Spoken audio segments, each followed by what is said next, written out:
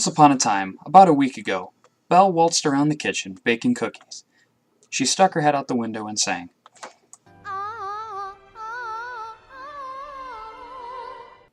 Her call attracted several animals. They all gathered around the kitchen to help Belle bake. As the sweet smell of ingredients filled the room, she put the cookies in the oven. And joyfully, Belle said, "Isn't baking fun, Mrs. Pot?" The smell lingered out the window and went right past a street mouse. The lovely aroma swept him off his feet and right to the window. Kindness, may I have a cookie? Of course, come on in. My name's Belle. How do you do? I'm doing okay. It's hard being me in Rochester Hills. There are no street mice here, just me. It is as hard for you to find a prince as it is for me to find a Mrs. Mouse. I actually really like this one dude. He's a prince from the countryside of France. He's a real gentleman, yet he's a little clingy. At the end of our dates, he can just never say goodbye. It's so annoying. The mouse suggested they go on a date to discuss their issue. Great idea! Belle texted the prince immediately to plan a date. The next day, the prince showed up at Belle's door with flowers. They drove off to their date. Everything was going splendid. They were having a wonderful date, and they talked forever. They laughed, told stories, and the prince even told her about a dream he previously had of a candlestick coming to life. Eventually, all laughing ceased, and Belle spoke up. I'm afraid there's an issue I want to talk about. Go on. Yeah, I'm just afraid you're just too clingy, that's all. Well, whenever it's appropriate, you never seem to say goodbye, that's all.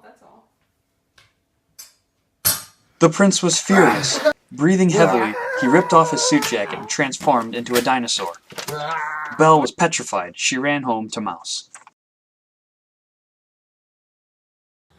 Mouse! Help! You know my prince, my true love? He's a dinosaur!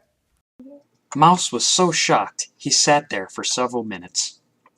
Then, he thought to himself, The prince, he's a gentleman. How could he be such a horrendous creature? We need more help. I know, let's go outside and call thing 1 and thing 2. All right. I need your help! Can you get on a plane to Rochester, Michigan?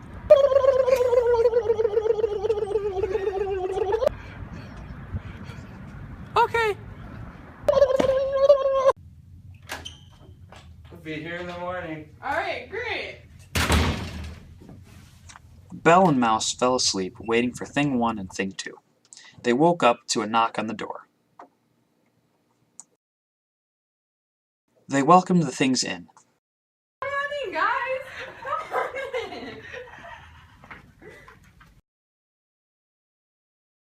They talked all about the prince, the great things, the not so great things, and the details of his transformation. Mouse even mocked one of his transformations. Then it was time to start planning.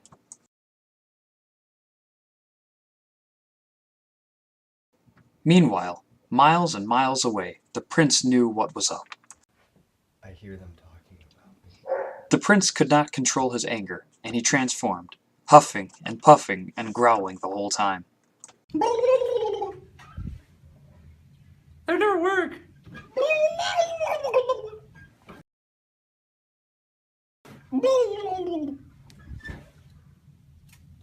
Oh, true love's first kiss. Now reverse the curse. That was that. They were to go get true love's kiss. They prepared for an attack, then went to see the prince.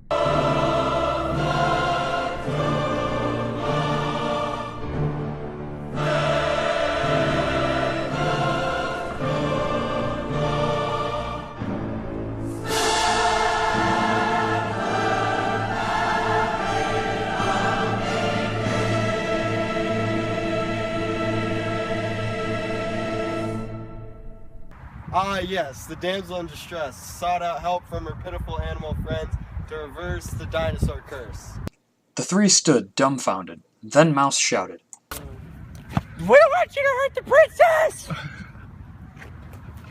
The mouse's words triggered huge rage in the prince. For the third and scariest time, he transformed and howled the words, "Goodbye," scaring off the things and Mouse, the dinosaur, ran wild. Belle was petrified of the dinosaur. She knew there was no happy ever after for her.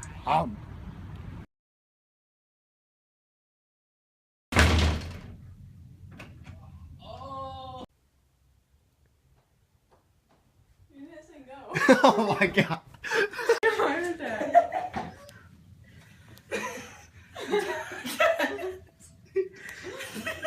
I'm done.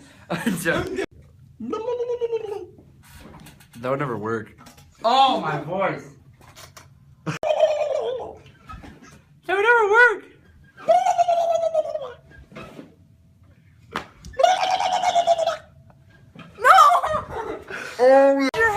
It wasn't recording. Oh my god! Go, go, go. Right till the bus leaves. No, it's.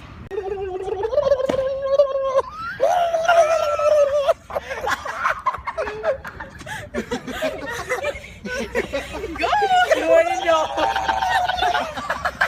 You wouldn't know for sure.